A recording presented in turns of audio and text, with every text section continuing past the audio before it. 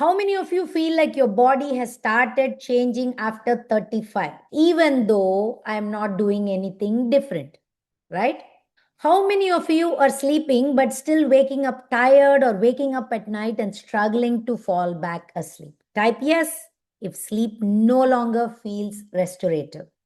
How many of you have noticed foods you used to digest easily now cause bloating, heartburn, heaviness, constipation? It's like the allergic reaction. How many of you are having gut issues? Okay. So if you said yes to even one or two of this and many more that I didn't ask, there is just one or two I'm talking about because of the short time, 90 minutes that we have to discuss this. I want you to hear this very clearly. This is not you losing control. This is not you being lazy. This is your body changing. So let's talk about what's happening now. I'm sure most of you know this, but to make sense of what I'm talking, I would just like to recap what is happening in perimenopause before we go to explain why it's getting affected. So, if you've been seeing all these changes and the old rules are in working, right? The same foods I used to eat before, the same amount of number of hours I was sleeping, all these are not working. Let's talk about what's really happening in your body. Most women think perimenopause is just about periods becoming irregular or stopping, right? But here's the real story. When your hormones start to shift, it's not just your cycle that's affected, it's your entire body, head to toe. Estrogen and progesterone don't just control your periods. They are like the master conductors for the brain, your heart, your metabolism, your sleep, your mood, and even how your body stores fat.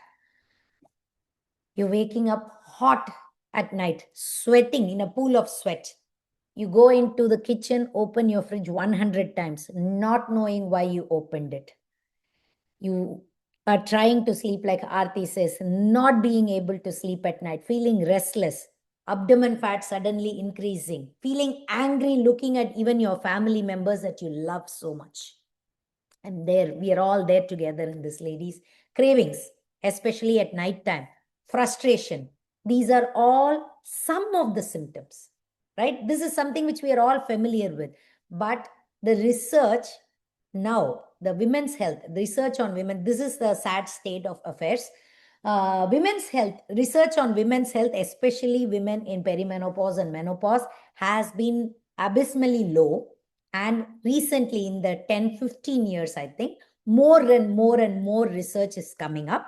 And I'm so glad because our children, our daughters are going to have more support and more knowledge on how to handle these better than us.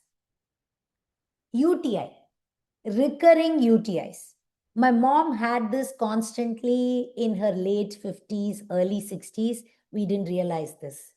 This is perimenopause, menopause. After menopause also it can happen because the hormone changes.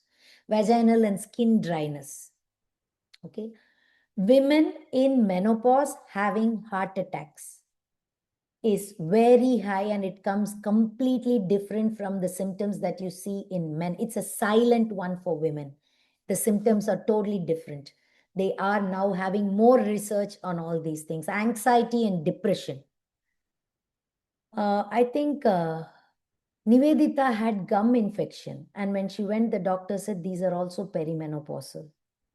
Gunavati, who's not at all on the big maid. So you think people having big abdomen will have non-alcoholic fatty liver. She was on the thin side.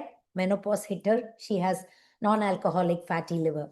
Hypothyroid, insulin resistance.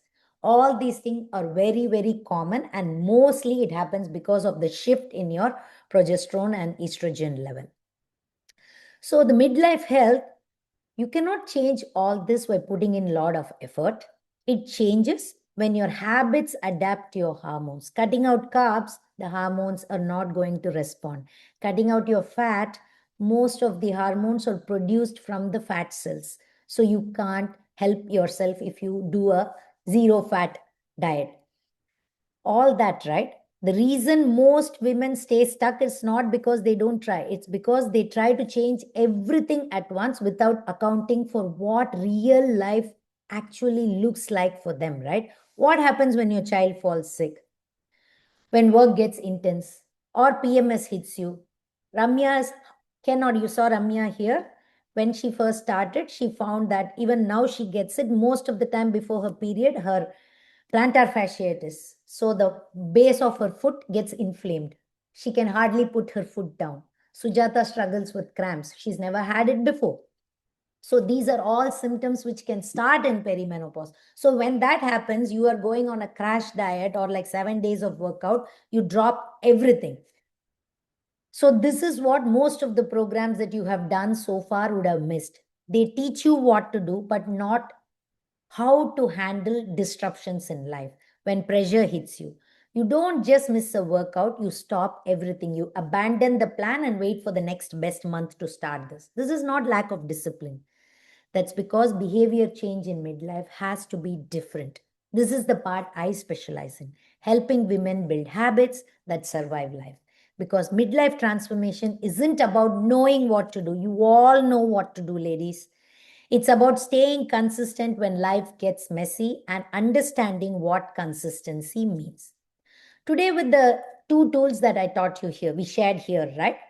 Balance plate, nitric oxide dump. I have shown you how behavior change actually works because transformation doesn't come from knowing more, by doing simple things consistently.